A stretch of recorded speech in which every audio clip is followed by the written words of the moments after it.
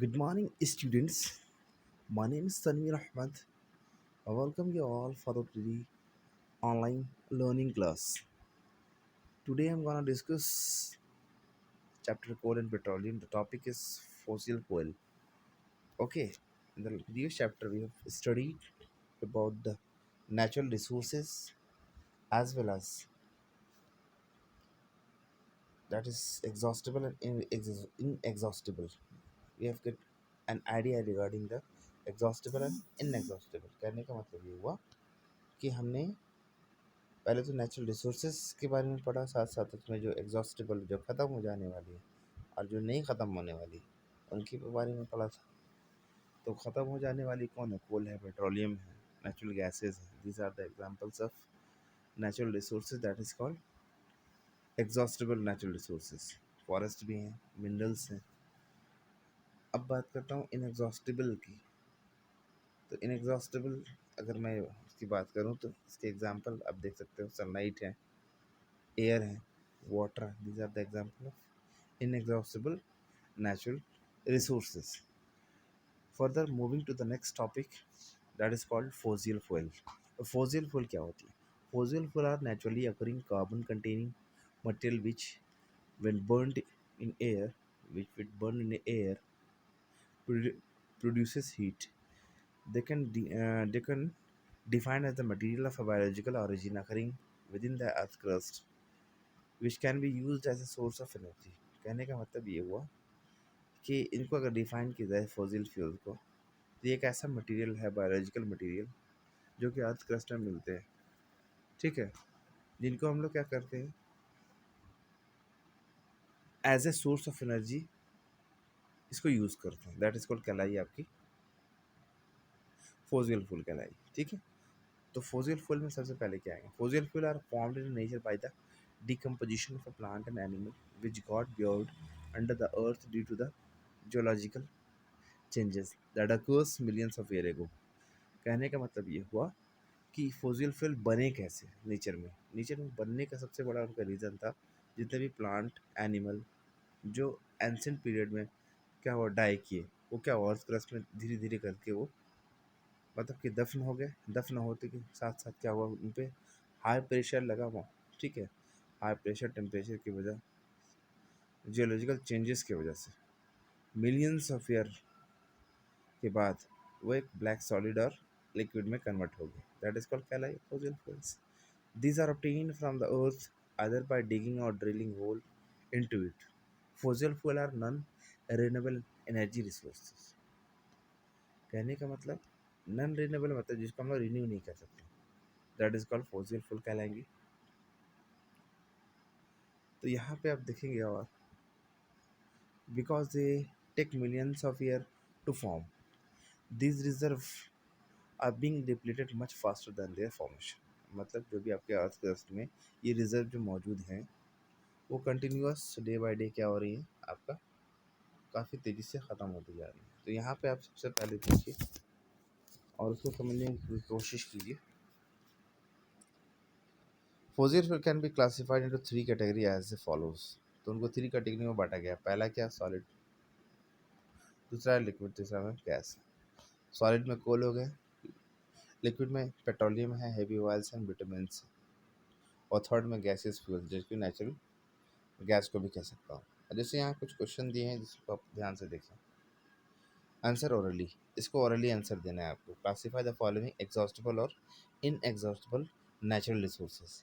Exhaustible जो ख़त्म हो जाएंगे, ख़त्म में कौन से होंगे? मिनरल्स ख़त्म हो जाएंगी, ठीक है। ग्राउंड वाटर क्या वो ख़त्म होगी? कभी नहीं ख़त्म होगी, ठीक है। ये तो इनएग्जॉस्टेबल हो गया। ये आपके मिनरल्स हो गए एग्जॉस्टेबल। सनलाइट कभी ख़त्म नहीं होने वाली, विंड भी कभी ख़त्म नहीं होने, एयर भी नहीं, और ग्राउंड वाटर भी नहीं ख़त्म होने वाली।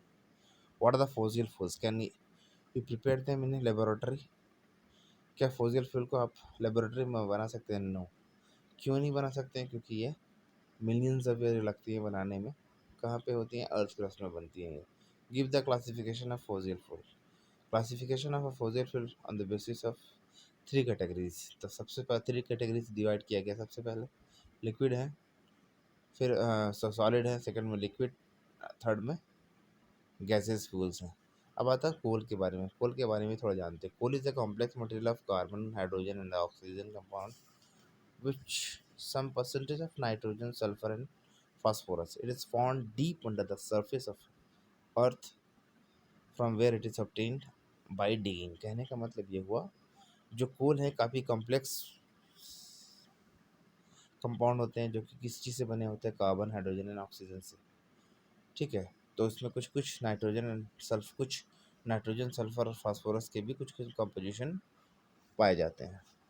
ठीक है, तो ये मिलते कहाँ हैं? अर्थ क्रस्ट में मिलेंगे, सरफेस पे। ठीक है, जब हम लोग अर्थ को डिग करते हैं तो वहाँ से ऑब्टेन होती है। ठीक है, तो फॉर्मेशन ऑफ कोल, कोल का फॉर्मेशन किस तरह से हुआ, आइए हम लोग जानते हैं थोड़ा अच्छे से। तो कोल was formed from the dead remain of the tree, fern and other plant that lived 3 to 400 million years ago. In the same area of eastern United States, coal was formed from the swamp covered by sea water.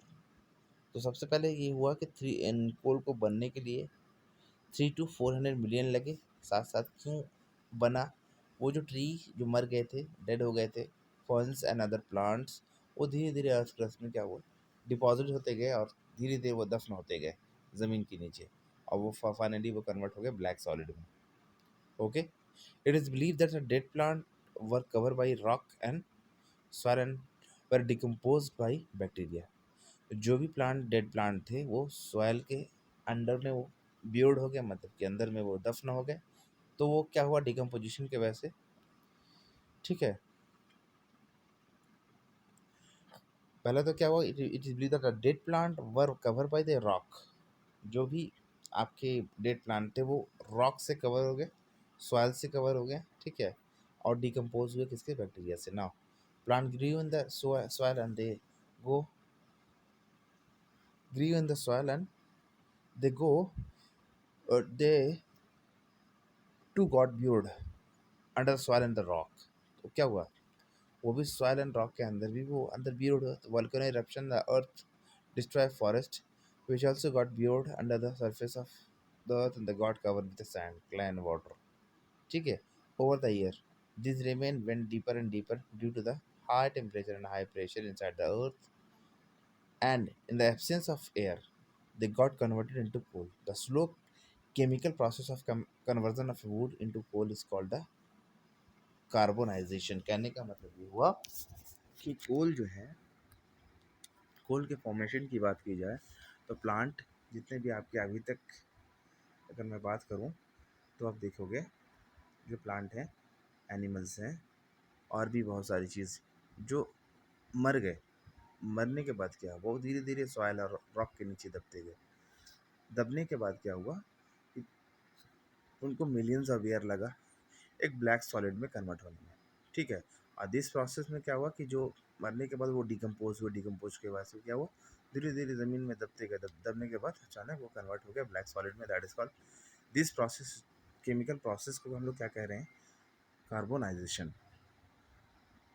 The volatile substance were driven out by driven off, while the carbon content of the decayed plant matter reduce। तो होता है क्या है, फिर से वो जब वो फैल में चली जाती हैं तो फिर से वो क्या करती हैं, बनने की कोशिश करते हैं। ठीक है ना, तो carbonisation is a very slow process and may have taken thousand of year to convert decay plant matter into coal. तो उनको थाउजेंड ऑफ ईयर लगता है ब्लैक सॉलिड में कन्वर्ट होने में। ठीक है, coal is mainly carbon and plant containing carbon compound, but the carbon contain different varieties of the coal as shown in figure. कहने का मतलब ये हुआ कि कोल का जब फॉर्मेशन होता है तो उसमें जो कंपाउंड का फॉर्मेशन, कोल के फॉर्मेशन में जो कंपाउंड का फॉर्मेशन होता है तो उसमें कार्बन कंटेंट अलग अलग पोजीशन पे अलग अलग उसका परसेंटेज होता है कार्बन का। First step of coal formation result in the material called the peat. तो सबसे पहले कौन सा कोल का फॉर्मेशन होता है ध्यान से देखेंगे। The first step of coal formation result in material called peat coal. There is a not coal, मतलब it's a accumulation of partially decayed living twigs and branch. It contains a large quantity of moisture and very low content of carbon.